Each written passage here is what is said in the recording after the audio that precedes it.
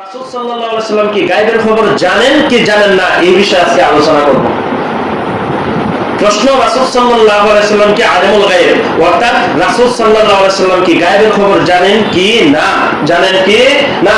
আল্লাহ যেভাবে গায়েব জানেন, আল্লাহ যেভাবে হাজির নাজির, আল্লাহ যেভাবে সবকিছু দেখেন, সব কিছু শুনেন এবং সব জায়গায় বিরাজমান, ঠিক তদ্রূপ ভাবে রাসূল আরবি সাল্লাল্লাহু আলাইহি সাল্লাম কি সেভাবে গায়েব জানেন, সেভাবে কি হাজির নাজির, সেভাবে কি দেখেন, এই বিষয়ে আজকে আলোচনা করব আপনাদের সামনে। দেখেন, আমরা আগে গায়েব কাকে বলে জানি।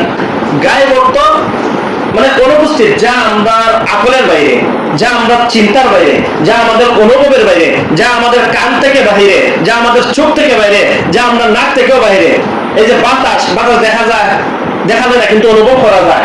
গরম দেখা যায় না কিন্তু অনুভব করা যায়। শীত দেখা যায় না কিন্তু অনুভব করা যায়। সুতরাং এটাকে গায়েব বলা যাবে না।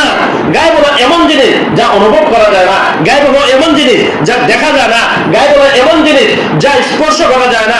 গায়েব হলো এমন জিনিস যা আকল দ্বারা চিন্তা করা যায় না।